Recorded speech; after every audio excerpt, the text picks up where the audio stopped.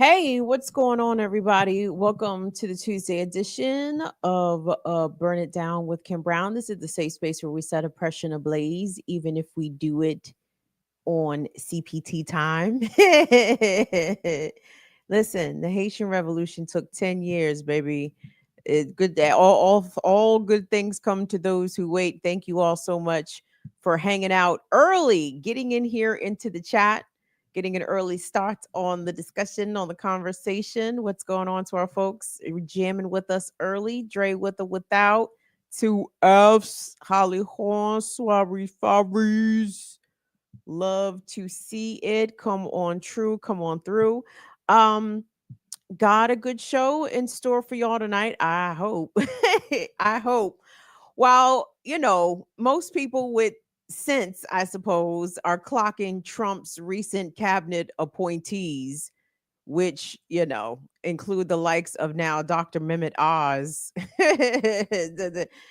some cracker to lead the Department of Defense, and it's nothing but crackers from top to bottom. Yep, I think that's accurate.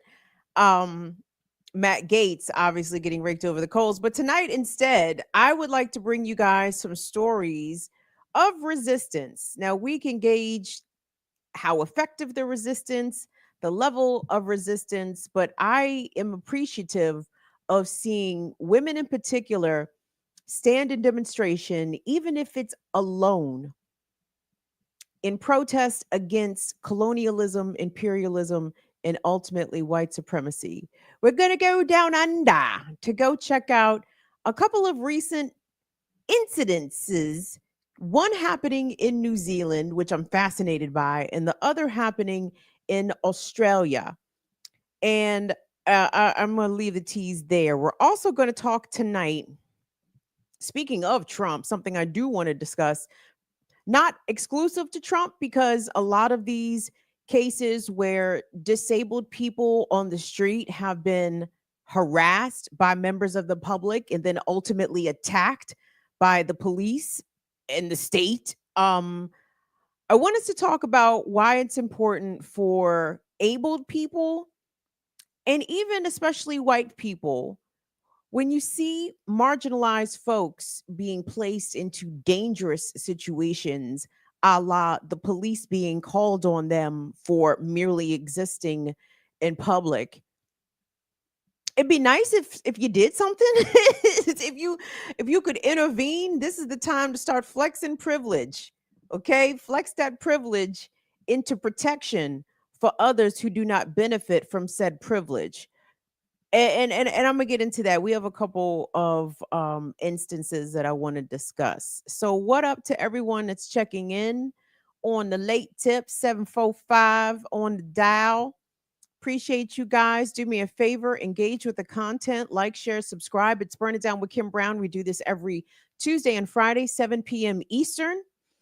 And let me pull up my doc here. Hopefully, my phone won't die because I'm a goofball. I said, "Oh, let me wait till the show starts to discover that I have 10% on my phone." But that's how I do. You guys know how I do. I would say my apologies, but I'm trifling, and I think you all have come to accept me, flaws and all. Much appreciated. So, hold on. What the fuck is this thing doing? Why, Jesus? Why, Jesus? Okay, thank you for unfreezing. Thank you so much. Thank you. That'd be awesome. All right, so let me go ahead and get started here. Do me a favor, you guys. Like the video, subscribe to the channel. It's Burn It Down with Kim Brown. And when we see resistance, we see it coming obviously out of West Asia, aka the Middle East, with Hezbollah in Lebanon, Hamas in Gaza, Iran, straight Iranian out this joint. But white supremacy and imperialism, its tentacles know no bounds. And in the global south, but in the Pacific, though, let's make it the Pacific global south, Australia and New Zealand are still commonwealths of the British Empire, right? And how the British treated the Aboriginals in Australia and how New Zealand treated the Maori people is absolutely reprehensible. It's almost like they had a blueprint of what to do with indigenous folks that they learned from their experience in the Americas.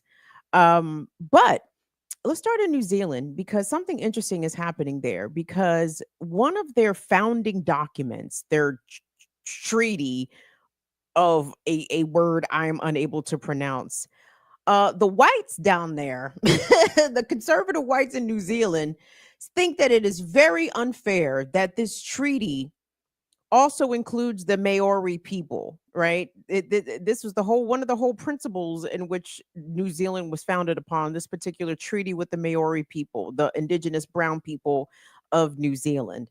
And the whites, want to make adjustments to this document that would in some ways disenfranchise the Maori and help to elevate the whites in a way. It's sort of in the same way that we've seen affirmative action dismantled here in the United States because, the whites say it's not fair for you to give preferential treatment to one racial group over the other because that's discrimination, as though that has not been the fucking standard operating procedure in the status quo in America since this piece of shit colony was founded. It's in state constitutions, it's in the charters of the best colleges and institutions in this country, et cetera, et cetera. So anyway, I want us to go to New Zealand because the Maori ain't with the shits. And they are staging a giant protest. I'm talking about thousands of people willing to walk hundreds of miles to arrive at New Zealand state capital of Wellington by Tuesday, November the 19th. So I want us to take a look at this news package. This is from First Post News. Will, I hope you got that ready to rock at 30 seconds. So we can cut out some of the riffraff, but so we can get to the meat and potatoes of the situation. But guys, look at this number one massive assembly of people who are demanding that their rights be honored by their government and by their elected officials. And it was spurred on by the protest of a young woman who is only 22 years old, Miss Carter. I think her name is Carter.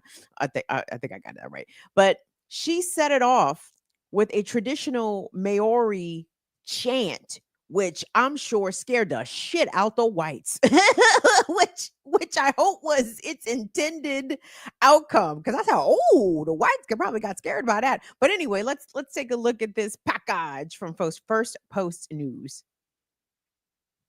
22. And finally to New Zealand, where the youngest MP, Hana-Rawhiti Maipi-Clarke, is making headlines with a bold stand that's stirring the nation. At just 22, she is back in the spotlight, ripping up a controversial bill against the indigenous Maori community by launching into a powerful ceremonial dance, Haka, on the parliament floor.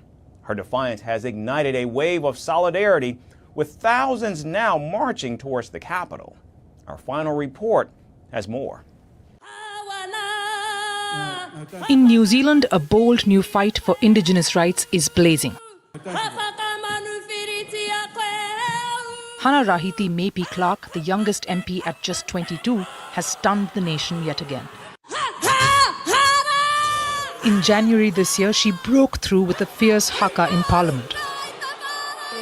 And now she's back, making headlines with a defiant gesture, tearing up a contentious bill that threatens the heart of Maori rights and launching into the traditional Maori haka, backed by a roaring crowd in the public gallery.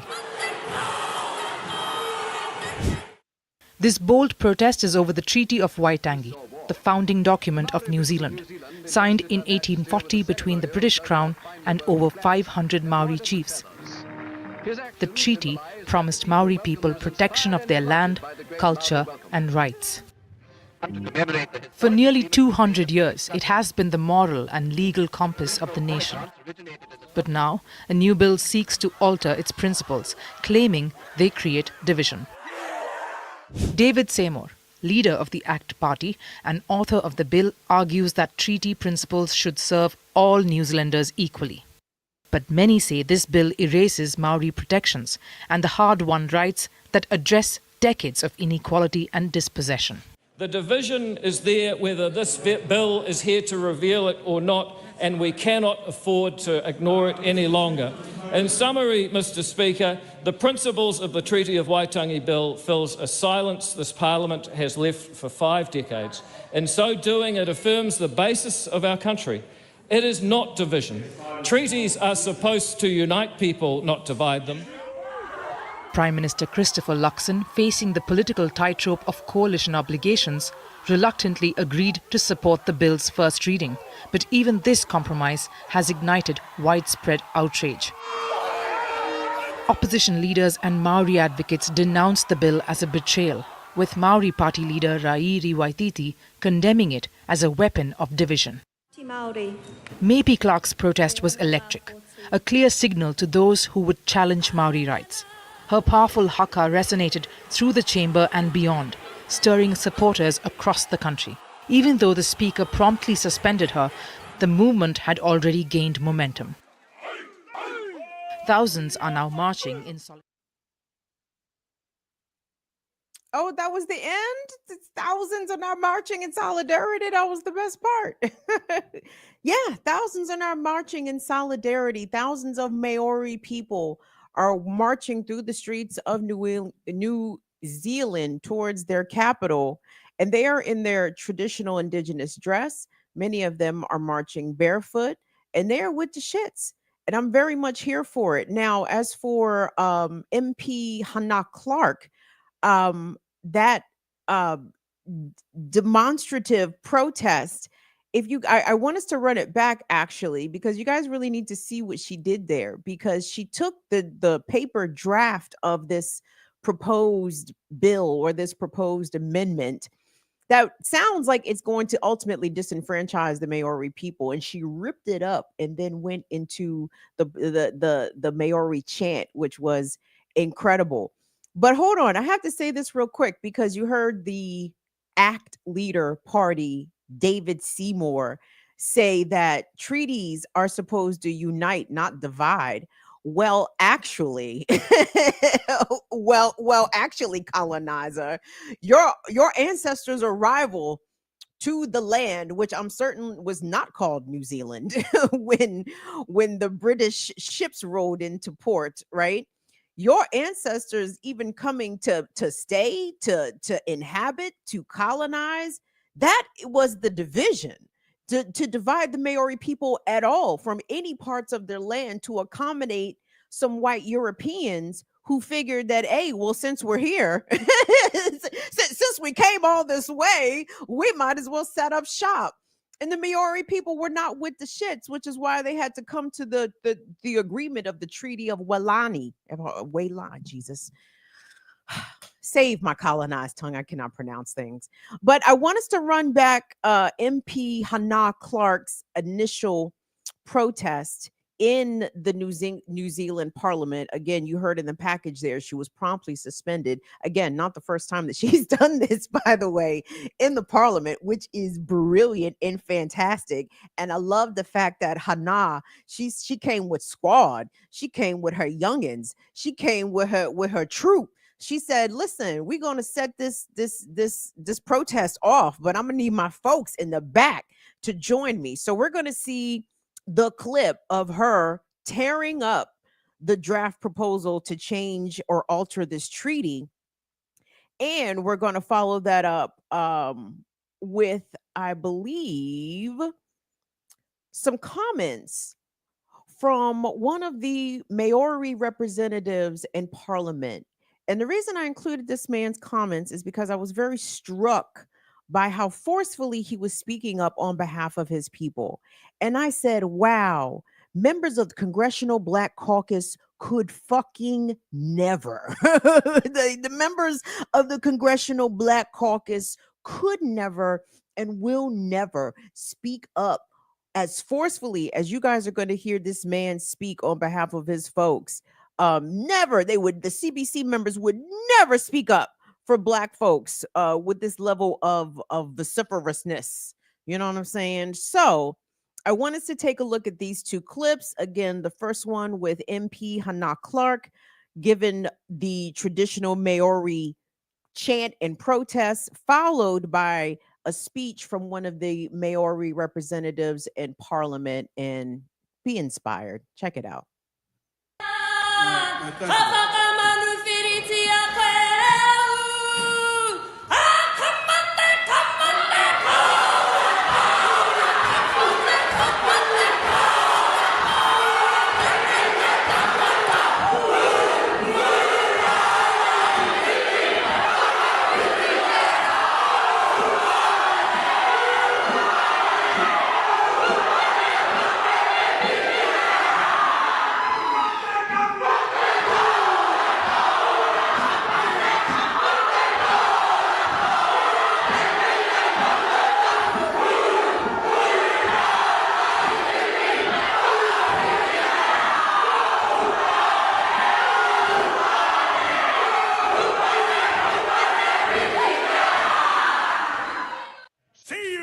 Next Tuesday, kia ora tata.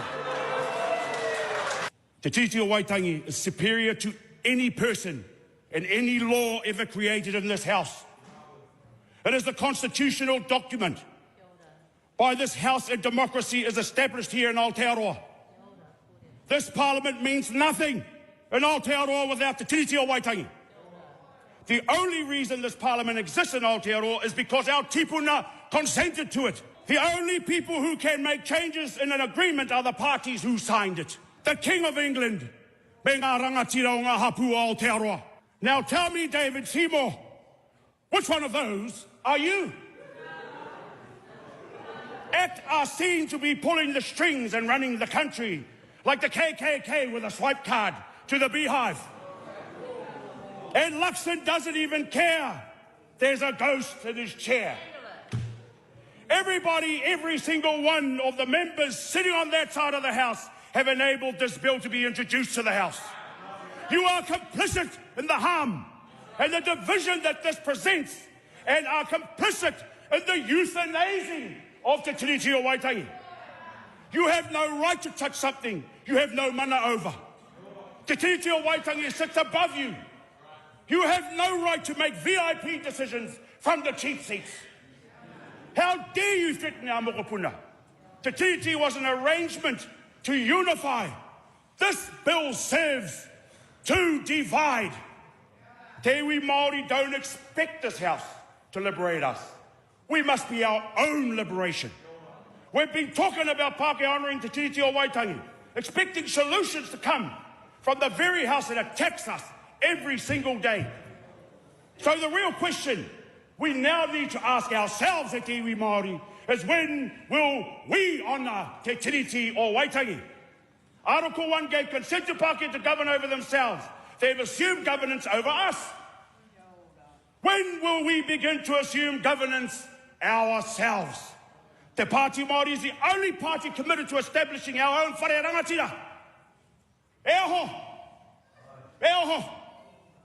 Our role as the Pāti Māori is not to be a part of this system, but to create our own. What is the pathway forward for us at Te iwi? Tino rangatiratanga and self-governance is the ultimate goal.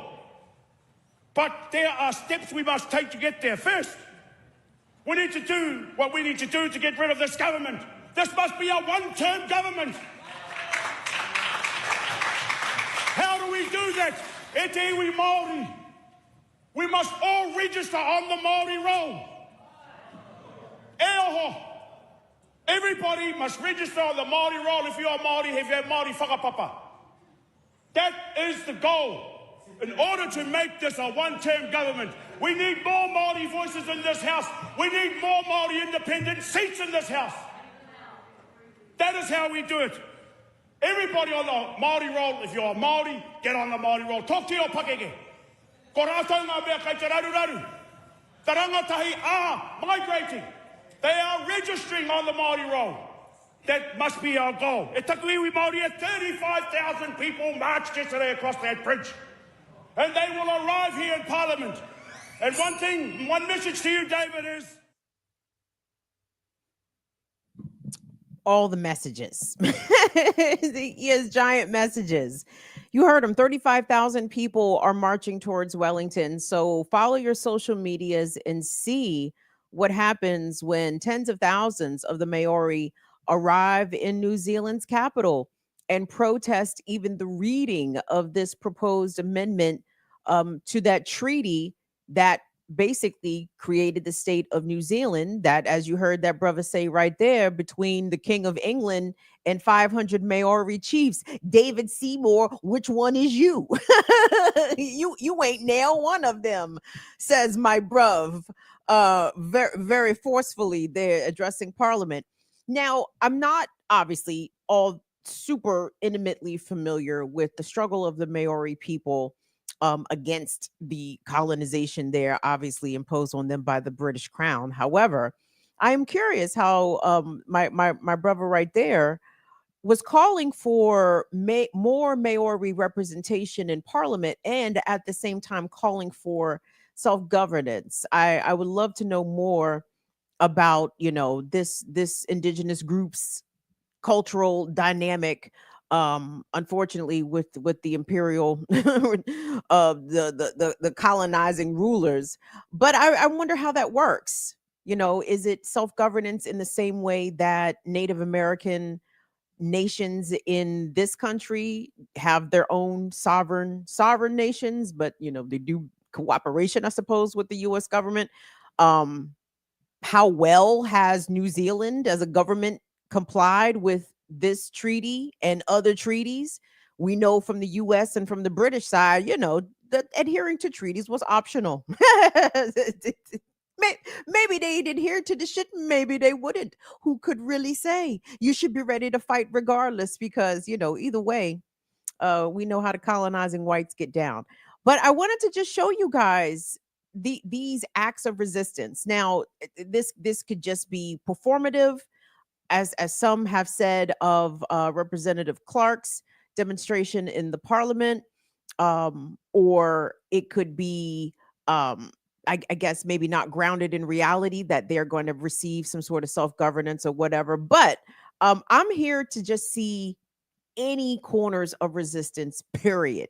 Any resistance to white supremacy, any resistance to colonialism, any resistance to the patriarchy, anything in which people are at least standing up and saying no, right? Because there are far too many folks here with us, not with us in the chat, not the fire fam, but it's far too many folks, period, that we know, that we are in community with, that we are acquainted with, who aren't going to say shit about shit. We saw this under Biden Harris. They didn't say a fucking thing about Joe Biden's terrible immigration policies. They didn't say a fucking thing about police brutality and violence and police murder under Joe Biden. They didn't say shit about the irreparable harm that the Biden Harris administration has authorized onto the environment. Ain't nobody says shit about that. But trust me, everyone's going to have everything to say about it once Trump comes into office, right? Which is shameful. Because, yeah, Trump is going to do terrible things, but guess what? The people that are currently in power are also doing terrible things that need to be pointed out and called out. So even if this is happening literally way across the world, I'm here for it. So right across the way from New Zealand is Australia.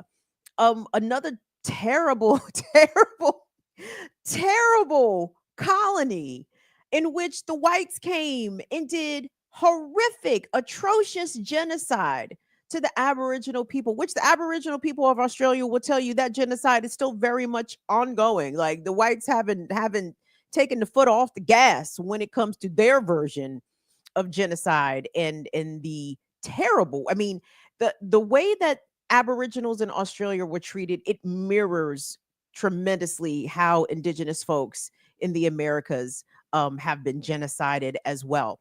But King Charles came to Australia several weeks ago because Australia is still part of the British Crown in a way. It's a commonwealth. Is that accurate? I don't fucking know how this shit works. I don't know why Charles pops up places and waves and shit. It's like, nigga, is this your shit? Is this not your shit? What the fuck is you even doing here? And a righteous Aboriginal sister by the name of Lydia Clark, if I'm not mistaken. They used to call her Batman. they used to call her Crazy Lydia. Now they call her Batman. I'm just fucking with you. I'm here for the things that Lydia is saying and doing. Is that her name? Clark? Her name is City. Okay. Anyway, y'all gonna see. So anyway, King Charles was making the rounds, touring his empire, and he showed up in Australia there to address the Australian Parliament. And Thorpe. I'm sorry, Lydia Thorpe. I called her Carter. Lord, Lydia Thorpe is her name. Thorpe. And Senator Thorpe, a young brown woman with the shits. We love those. Those are our favorites. Young black and brown women and fucking old black and brown women that are with the shits. Those are our favorite people on earth. When King Charles showed up to the Parliament to give his address, he was rudely and yet so appropriately interrupted. I want us to take a look at these clips of Senator Thorpe doing what needed to be did. And naturally, like what happened to Hannah Clarke in New Zealand, Senator Lydia Thorpe was promptly censured and given all kinds of reprimands from the parliamentary body for her protest. But we support it. So anyway, let's take a look.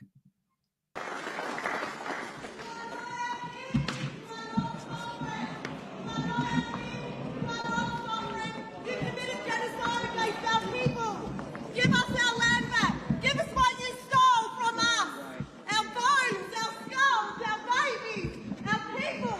You destroyed our land. Give us a genocide. This is not your land. This is not your land. You are not my kids. You are not our kids. We'll continue to resist the colony until we have a peacemaking treaty where we can celebrate this country together. We don't need a king from another country to dictate to us what we do here. For those that don't agree with what I have said and what I have done, I can tell you now there are elders, there are grassroots Aboriginal people across this country and Torres Strait Islander people who are just so proud. They say that it's lit a fire back in their belly. And they want to join the resistance. Can't come here and think that you can say a few nice words about our people while you still have stolen goods. You are in receipt of stolen goods, which makes you complicit in theft. I don't like the colony. I don't like the king and what he represents. And I don't like the fact that I've got to swear to an oppressor to do my job to get justice for my people. For Senator Thorpe to be censured for telling the truth about invasion, dispossession, and the genocide of First Nations people in this country. That is just contemptible. I thought we still...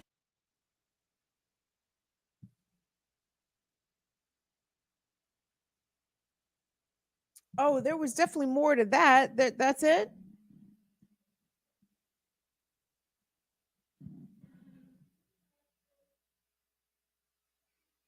Oh, well, could we please get the rest of that? Because I thought there was more to that.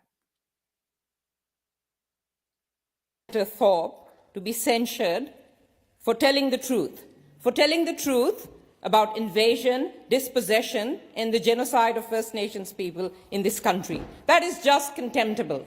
I thought we still lived in a democracy. We have a right to protest. We have a right to dissent. We have a right to disrupt, and that's what Senator Thorpe did. But you want to police black women. You want to police the way we disrupt. Black and brown people disrupt and dissent. Order.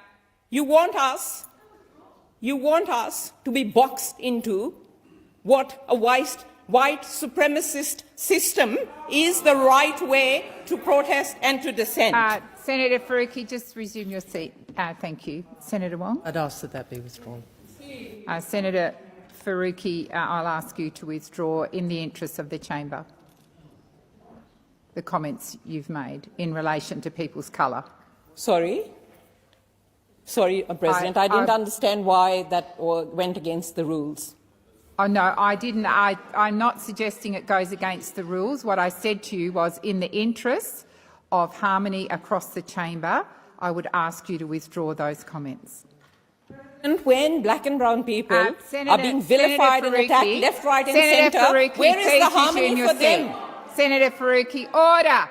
Senator Faruqi, please resume your seat. I'll invite you once again to withdraw those comments. I withdraw, just so you can allow me to speak, because here in this chamber, our voices Senator are Faruqi, shut down. Senator Faruqi, where was I withdraw? Senator Faruqi, I withdraw, President. Thank I you. withdraw. Thank you.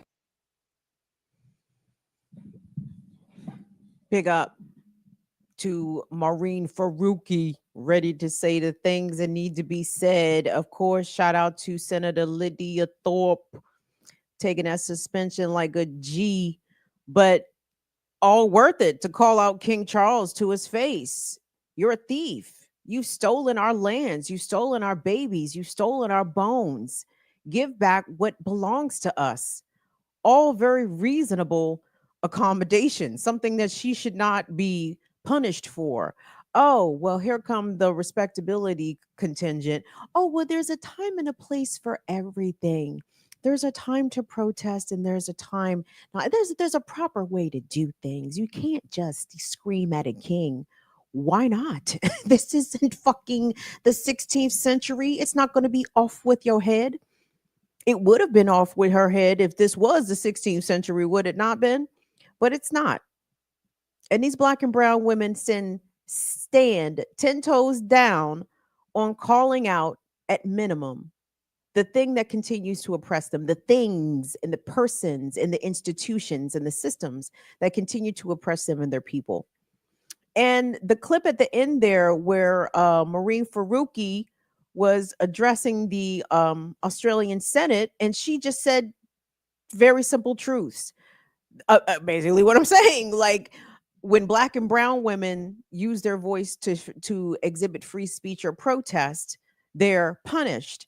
They're told to alter their comments, as that brown woman was just told. Well, you need to change your comments because we don't want to offend other people in the chamber. Oh, what other people? The whites? You don't want to offend the whites. Yes, because white people are so deeply offended by the accurate retelling of their own nation's colonial history and their very rich genocidal past and present, if we're keeping it 100,000 out here, right?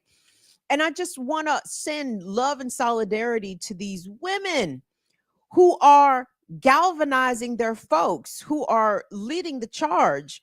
Again, some people would say, disrupting the parliamentary chamber during a big speech is only performative, whatever. It is driving at minimum a conversation and at maximum in New Zealand, helping to spur a walking protest spanning many miles, encompassing tens of thousands of people. I'm with the shits, and I hope it's got the white shook. And let me say this about King Charles and the British Empire in particular. Baby, if you thought America was crumbling from the inside, let me tell you how the UK is falling down. Falling down. Because not only did Senator Thorpe in Australia give King Charles the business right to his face, even back home, there has been incredible reporting. You guys should go check it out about the royal duchy. I said, what is duchy? Past the duchy on the left hand side? I said, that's the only duchy I know. What is this duchy? DUCHY, duchy. I guess it's like a trust, or it's something that fucking grossly, obscenely wealthy people have control over. Maybe this is a royalty thing. I'm not exactly sure. But there are two duchies in particular that have got some of the British people all the way pissed off. The Duchy of Cornwall, and there's another one. But basically, Prince William and King Charles own so much land that they are renting out space to the British government to the tune of millions and millions of pounds per year, right? But these motherfuckers already get government subsidies to maintain the royal houses, and for the working royals to, I don't fucking know, get paid for I don't know even what the fuck they do. They just show up. They just show up different places. I don't know what the fuck these niggas do. They the street team for the British Empire. Who knows? But the British people are pissed. They said, wait a goddamn second. British people can't afford to heat our houses this winter. How dare the king take all these pounds from the poor? Yeah, buddy. I think the monarchy is going to be on its last legs. And I hope the people of the British Empire Commonwealths, for those that remain. And again, I'm American, so my understanding of, foreign governments is limited. I don't exactly know the parochial or direct relationship that Australia and New Zealand, for example, still have with the British Crown. Maybe it's similar to what, I don't know, like Barbados and Jamaica have with the British Crown. I don't know. But I want all the British Commonwealths to take the shackles off y'all feet so y'all can dance. Okay. I need y'all to take the shackles off y'all feet so y'all can dance. And if you are in New Zealand, follow behind Hana-Clarke and the rest of the Maori people. If you in Australia, get with Lydia Thorpe and the rest of the indigenous ready to rumble. The Aboriginals out there ready to send King Charles back home packing. And how I wish those of us who are living in, for shits and gigs, let's just say former British colonies, right? Australia, Jamaica, Barbados, New Zealand, the United States. How can we encourage the whites to return to their ancestral homelands? I'm looking for ideas in the chat. Canada, let me throw you in there too. How can we? And I know we have white friends among us who are American, Canadian, British, etc. And I love y'all, but don't y'all miss home? Don't you miss Germany? Don't you miss Poland? Don't you want to see Sweden? And I think that the European diaspora needs to be welcomed back into the fucking fold of the continent. And I don't think that the European governments are incentivizing their descendants to come on back home. Y'all just need, it's time to come on back home. You had your little fun global gallivanting and colonizing and leaving your wretched seed all over the fucking planet. Europe is in a population decline. They are at a birth deficit, okay? Europe needs y'all to go back home. They miss you. New Zealanders of European descent, go home. Your British kinfolk are in the streets wailing for you to come back. They cannot stand to see these black and brown migrants coming into their country. They want you home, New Zealanders. Australians, gone home. Canadians, go on home. The First Nations people will not miss you. European Americans, the way Ireland cannot wait to receive you. The way the British Isles cannot wait. The way France is just anticipating the return of its wayward sons and daughters. Come on home. Poland, they miss you. Hungary? Yeah, some of y'all spicy whites. Russia. Go on back to the motherland. They miss you. So I think we have a mission. We have to try to convince the whites to repatriate themselves. Self-deport, if you will. Because let's keep it a fucking buck, all right? If we're talking about ancestral homelands, if we're talking about who was where and when, the brown people of Central and South America, the Mexicans, Los Aztecas, the Mayans, listen, a good goddamn chunk of America was theirs. Their ancestral homeland is fucking Colorado, okay? The Mexican ancestral homeland is California, okay? So at least the Browns are trying to come back home. The whites,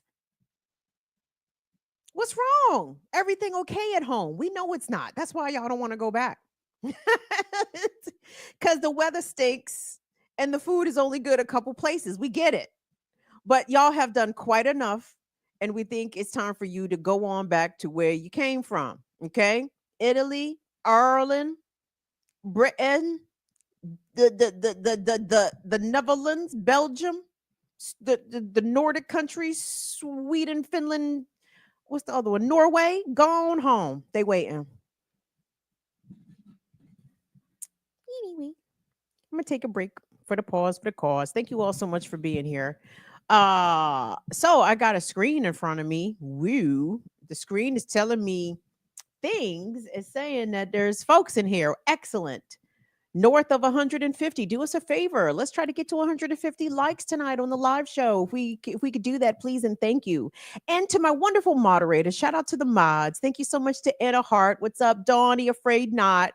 What's up, Learn Life Abby? Shout out to Latif. Big up to Courtney. What's up, Chuck Diesel? What's up to my son Tyler? Listen. If we have some disaffected European Americans or Europeans, members of the European diaspora who are maybe upset by the things that I'm saying, let them cook. Just go ahead and let them cook. Let them get it off their chest, because every March 17th, these motherfuckers love to be Irish. You should go home and be Irish. You should go home to County Cork and go be Irish. It's awesome. Even though I know the Irish, by the way, American whites would not thrive with the Irish whites of Ireland, the ones in Ireland, because they are with the shits in ways that these fucking even colonized white American minds could never be. Y'all don't really know how about it the Irish are in Ireland. Y'all motherfuckers who came here and been here in America, y'all have become white. You guys should go read that book, How the Irish Became White. It's a fascinating read. Because yes, the Irish were indeed oppressed, not oppressed to the point of enslaved folks, though I know some people love to misremember the history. Oh, Irish had it as bad as slaves. Did they now? Multiple generations of their children were sold at auction in America. Ooh, tell me more. Fuck out of here. But anyway, consider a trip to your continental homeland, but don't behave as the Israeli soccer fans did. That was tacky. Hold on, someone actually ran us some bucks, so I would like to thank and acknowledge. Thank you so much to Ruben. Ruben sent us the fresh Venmo. We appreciate that, Ruben. Any support that you are willing to offer up, we will accept. If you have super chats you would love to run us, we will take it. If you would like to contribute to the cash platforms, we'll take that as well. Venmo at BIDWKB, also on Cash App, $BIDWKB, PayPal.me/BIDWKB, and of course, the good Patreon.com/BIDWKB. Special thanks to all the patrons. You guys are funky, fresh, dressed to impress, ready to party, money in your pocket, dying to move your body. To get inside, you paid a whole $10. Got played with a razor blade taped to your collar. Leave the guns in the crack and the knives alone. What? Kimby Brown's on the microphone, bum rushing and pushing, snatching and taxing. I cram to understand why brothers don't be maxing. There's only one disco. They'll close one more. You ain't guarding the door. So what you got a gun for? Do you rob the rich and give to the poor? Yo, daddy, yo. School them some more. This is straight from the mouth of why and daddy, yo. Let me calm down. Yeah, I can give you that whole self-destruction. Please believe it, because it is a bop. So anyway, we appreciate you guys being here. Thanks to all that tuned in this morning to the Remix Morning Show on Black Liberation Media. If you are not already a subscriber, please go over there and subscribe to BLM. We do the thing, the Remix Morning Show, Tuesdays through Fridays, 8 a.m. Eastern, the hottest morning show on any of these screens. YouTube, Twitch, pick a screen. What's up, Twitch? Shout out to all the folks that are checking us out on Twitch. We appreciate it so dearly and kindly.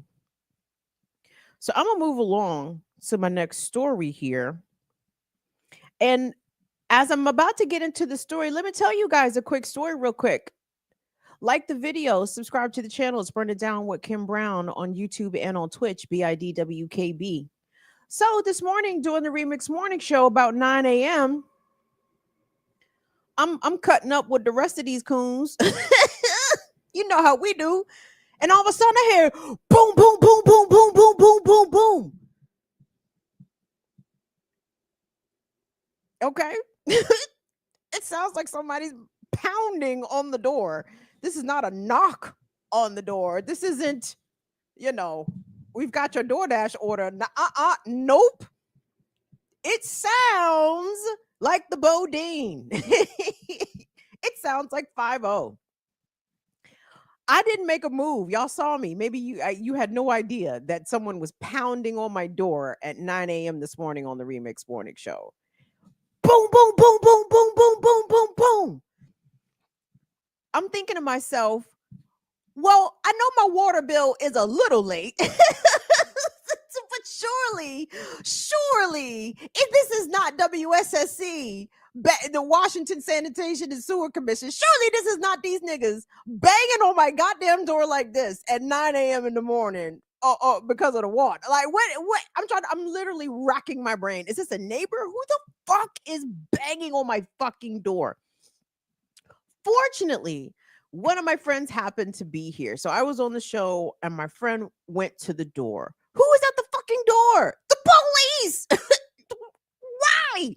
Why is the police at my door? Yeah, we're here looking for Samuel Rodriguez. And my friend is like, there's no one by that name lives here. And when the police checked their paper, it was apparent that they had clearly had the wrong house, right? How often does that happen where either police are going to the wrong address or going to an address and looking for the wrong person, and the shit can go left? And I have to say, I was very appreciative that it wasn't me that answered the door. First of all, just because the police knock on your door like the fucking police, you do not have to open the fucking door, okay? You are under no obligation to open the door. Had my friend not gone and opened the door, I would have been totally fine with them not opening the door. I'm glad that they did to figure out what the fuck was really happening. But just for your FYI, if the police is knocking at your door and they're not looking for you, you absolutely do not have to open the door. So that got me to thinking about my disability and how disabled people, unfortunately and sometimes tragically, when they have encounters with the police, it can end very badly, okay? And there was a couple of stories that I wanted to hit y'all with.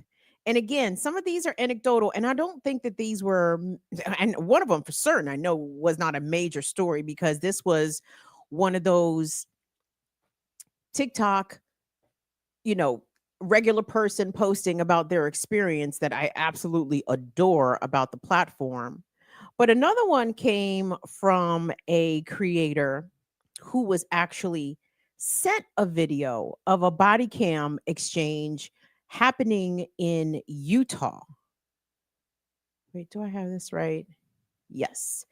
Where a gentleman who I believe is a Special Olympics athlete was basically profiled by the police. But I'm going to get into that one second. So let's go ahead and start with the first clip, Will. If you could have that one queued up from the brother, the black man.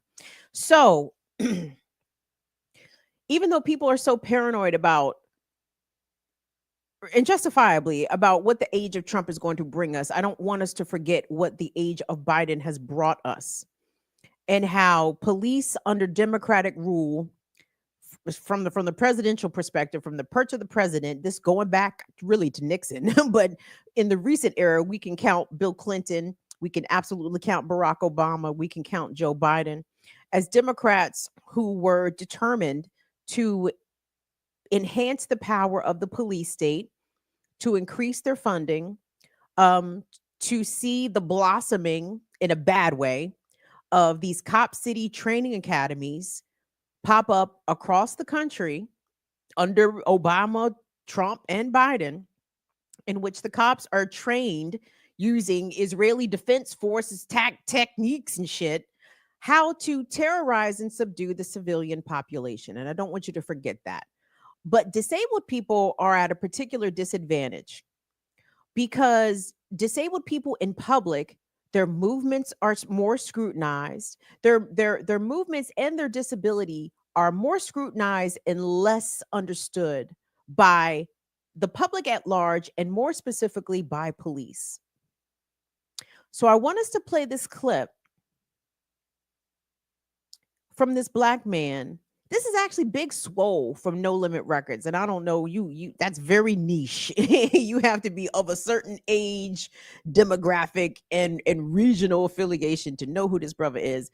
But him actually kind of being a somebody is kind of inconsequential here. He's about to tell a story about what happened to him as a disabled person who may not visibly present as disabled. What he has, I suppose, is called an invisible disability, right? Which a lot of people with chronic conditions have. Some people even think my disability is invisible. And on some hand, I take it as a compliment, but trust me, my joint does not feel invisible to me. Okay. It feels very present. But regardless, so this brother had the cops called on him, in this case by a white, who really didn't think that he deserved this. I hate the term handicap parking, but that's what it's called, or disabled parking. This white woman did not think that this Black man, who is not visibly disabled, but disabled nonetheless, she did not think that he should have been parking in the designated parking spots for disabled drivers. And I'll let him tell the rest of the story. So let's take a listen. Video goes off to people with disability. Yesterday I went to the store. I pulled in handicap parking. I pulled my handicap tag out. And right when I'm about to get out of my car, this SUV pulled up behind me. And there's this white lady, and she's telling me, "You can't park there. That's for handicapped people. You can't park there. That's for people with disability."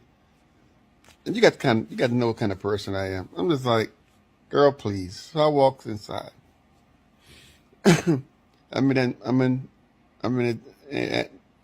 doing my shopping, and so I'm taking my time, and I see some friends in there, and I talk and stuff. So I get out, and there's 3 police cars behind my car and the lady. So I get out, and this police officer said, "Excuse me, sir, is this your car?" I said, "Yes, sir." He said, "You supposed to have that tag in your car?" I said, "Excuse me?"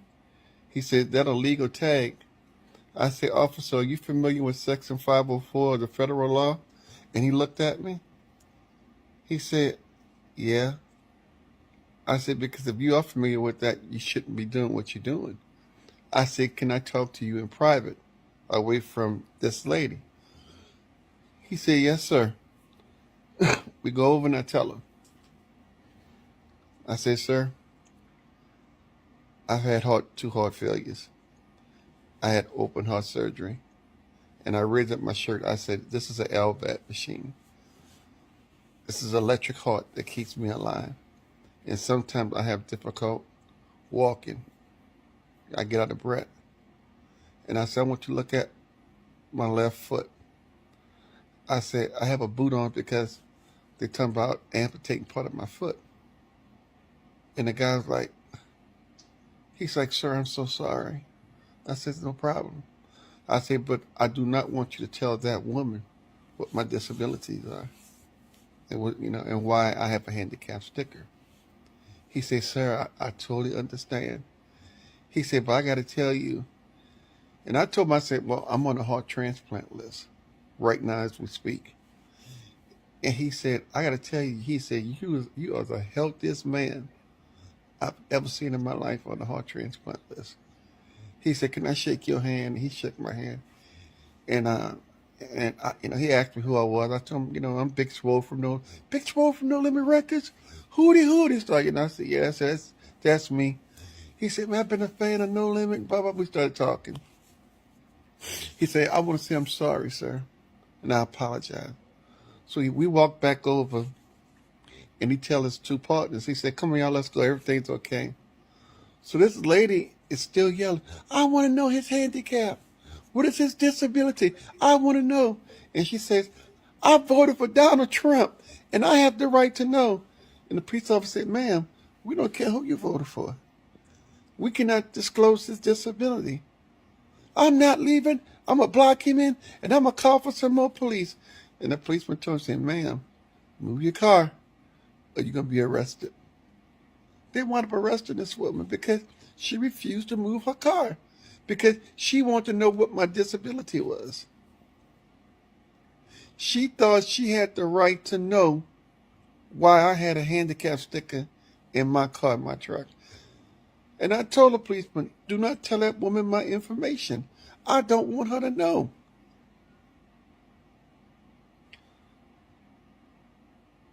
People, our world's about to change. We went out here and we voted. And now we're getting what we're asking for. Things about to change. It's sad. I'm a taxpayer. I pay property taxes. I pay federal taxes. I pay state taxes. I pay tax in my community. And I should not be treated like that. I should not.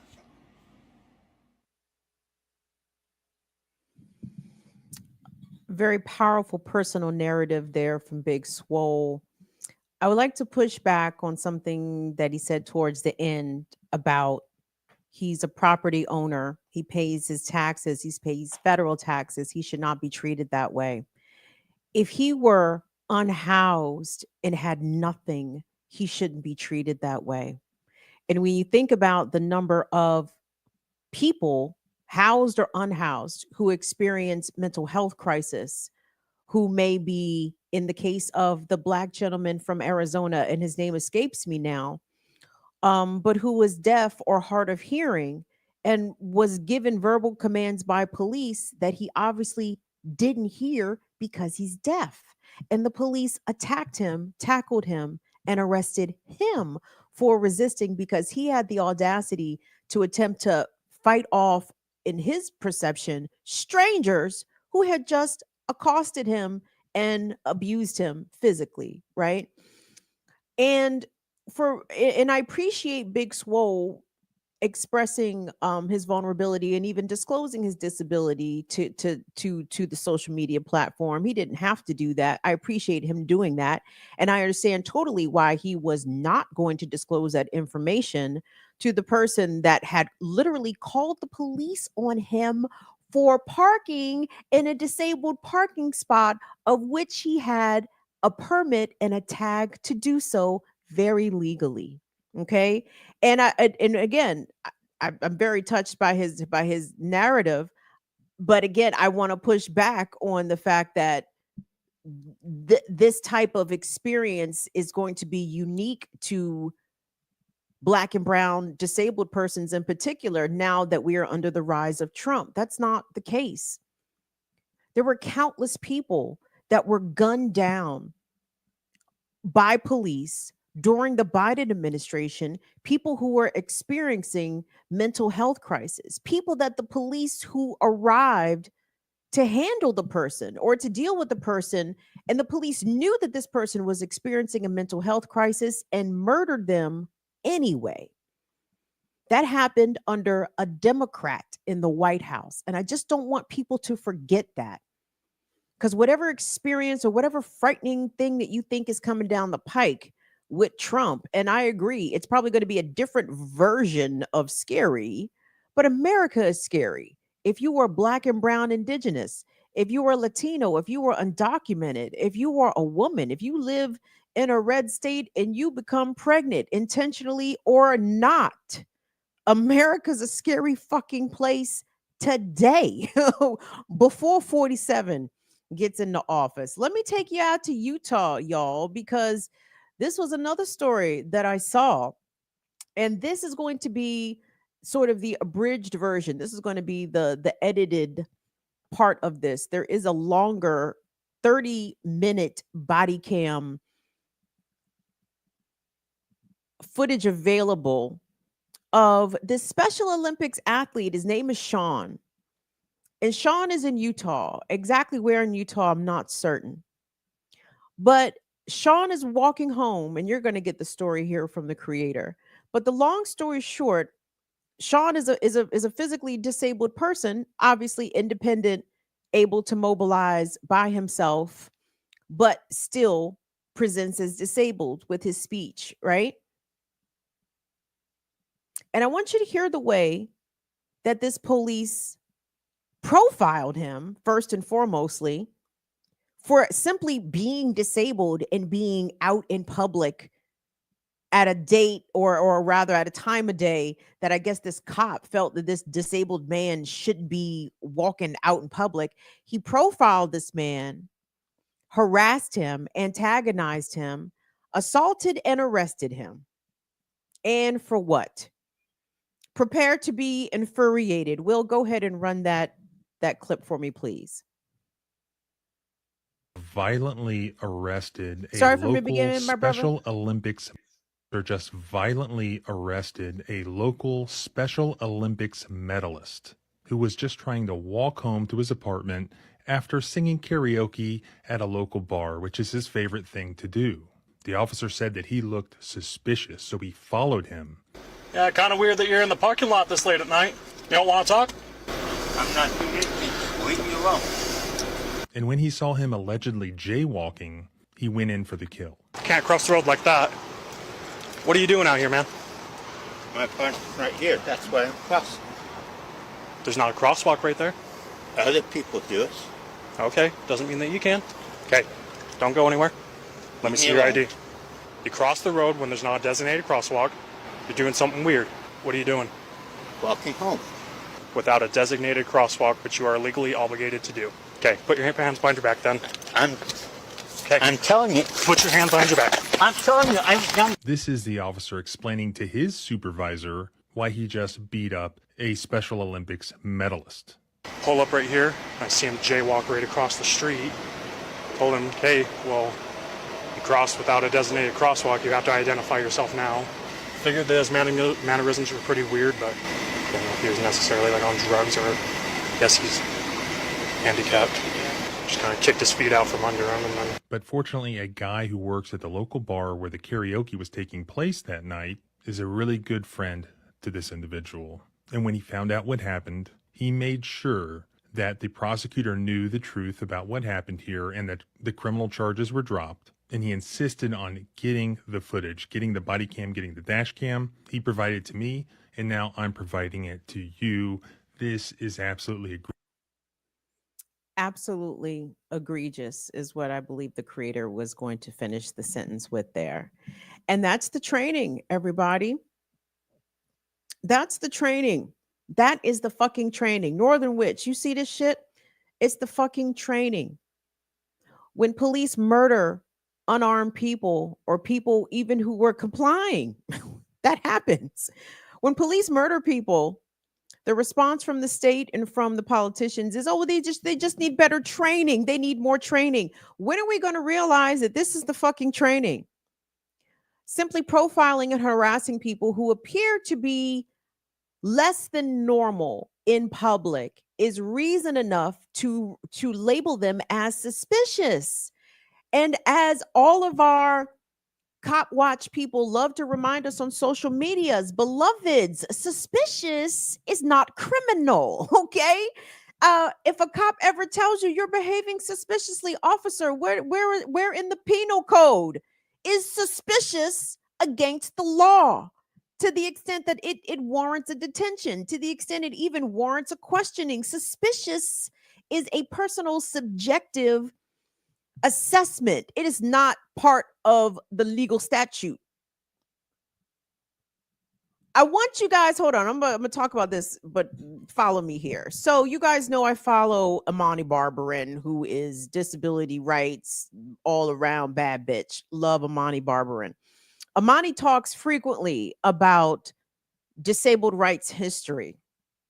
And she talks about the ugly laws of the 19th and early 20th centuries, in which disabled people who were physically disabled or even mentally disabled were literally forbidden to appear in public. It was against the law for them to show up in public because their appearance and their behaviors was such an affront to proper society that, you know, this is why we have many ginormous institutions of bad repute around this country that are, I hope, now long since abandoned, but many of them were active for many decades, in which they housed thousands of disabled folks, disabled adults, disabled children. Some of these people lived in these institutions for their entire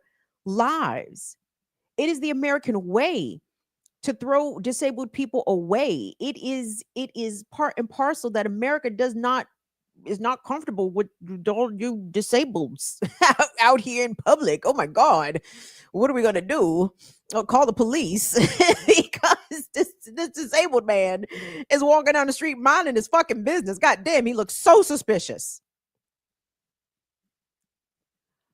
Imani reminds us that when the Zazis, when the NAZIs started all their roundups, they got to the Jews later, but they started. Who they start with, y'all? They started with the gays, and they started with the disabled people. They started with undesirable groups and then got to the larger group. But the disableds were being lined up to them concentration camps by the thousands, okay? And if you're concerned that that is the direction that Trump is trying to take the country, that he is going to put undocumented people into concentration camps, oh, please make room for the disableds. Per Amani. And again, I don't have any reason to disbelieve her logic. When we see the way that police treated this man, and again, I appreciate the sharing of the experience. I only want to push back against these sort of respectability signifiers. Like this man he was a Special Olympics medalist. That is important to note. That is a tremendous accomplishment for him. At the same time, were he not a Special Olympic medalist, it does not mean that he, was somehow more deserving or less deserving of being brutalized and harassed and profiled by that cop. Right? I support all people from every corner of the class spectrum to be treated with respect, particularly by taxpayer-funded organizations such as the local police. And this is what I want you guys to be aware of, okay? And fuck it, if it takes Trump to be the catalyst for people to want to activate their empathy and their willingness to intercede and get involved, it's time to do that right now. Particularly if you are of a demographic that you know is less likely to be targeted. To all my wonderful white friends that join us regularly, nobody knows y'all radical until you tell them. Yeah. And guess what? You don't have to tell them. If you are in public and the crackers are crackering and you feel as though you also can check their white with your white, do it. You don't have to start quoting Malcolm X. You can just show up and be white and match your whiteness against their whiteness when you see crackers doing cracker shit. It's time to step up and be a Karen for righteousness, as I have implored you all to be. Okay? And listen, these Karens and these Kevins are absolutely feeling more emboldened per the re-election of Trump. But again, if for those of us that have a couple of functioning memory cells, we can remember under Obama, the crackers were pretty empowered under Obama as well. They were empowered to stop this Negro and all this Negro exuberance. They were determined to stop that at all costs. They were definitely empowered. I ask people, for those that are, so in a dither over what Trump is going to do. Oh my God, the whites are going to feel so emboldened. Baby, when was the year, the generation, the century? When haven't the whites felt emboldened to violence when haven't the whites had the audacity to try to impose their perceived superiority over the rest of us? I need us in people in our spheres and in our ilk. Please rid yourself of this fantasy that somehow we had came a ways and now we're going back. And maybe in some ways on the issue of maybe reproductive justice, shit is going back, and it's important to fight against those things. But when it comes to the racial violence and the ableist violence experienced by brown and black people and disabled people in this country, that has been a constant. Maybe it took a tiny bit of a reprieve hither and thither, but it's not been a constant state of peace for these marginalized groups. So if you are of a time in your life now when you recognize that, right? You are, you know what? I hate that the fucking crackers have bastardized woke. I hate these bastards so bad because these motherfuckers, these goddamn crackers are so fucking unoriginal. They can't come up with no slang. You know what I'm saying? They always jacking for beats. They always trying to steal slang and repurpose it like crackers do. But let me say this again. I'm saying woke from the perspective of which we mean woke. If you are on a certain level of consciousness, if you have arrived at a certain level of awareness, especially for white folks, about the power that you have, even though you think you don't, even if you may be economically disenfranchised. The white in America, the presenting as white in public in America, the presenting as white enabled in America, you're going to go far, baby. It's going to take you places, you know? And hopefully I hope that if you see wrong happening, you feel empowered to intervene or intercede. There was another story I saw on TikTok. I'm not going to play it. But the sister said it was a black woman posted the video, and she said that she lives in a red state. She didn't disclose which one. And she said she's in Target. And she said this white woman came up to her cart and stood in front of her and started like showing that she was wearing the blue bracelet. Explain to me the blue bracelet. Is this supposed to be the blue bracelet of white safety? And this is the latest gimmick perpetuated by goofy white liberals. Who's behind this? The white women's? Is this the liberal white women's? Is this they're doing? The blue bracelet is supposed to signify, I suppose, that said white person is a safe white. What does that mean? Can I ask if I see a white person wearing a blue bracelet, can I go ask them for money? Does that mean they are good for $50? Like what is exactly the blue bracelet supposed to signify? So regardless, let me back to the video. So the sister is in Target. She said this white woman comes up to her cart, kind of stops her cart and shows that she's wearing this blue bracelet. And the sister is thinking to herself, why the fuck are you, why? What is this for?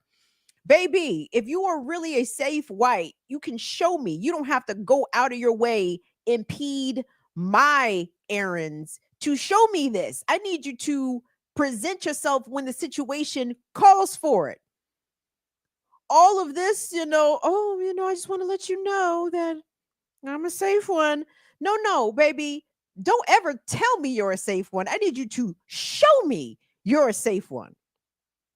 And the first way you show that you are a safe white is that if you see black people minding their business, firstly and foremostly, you leave them the fuck alone. Okay?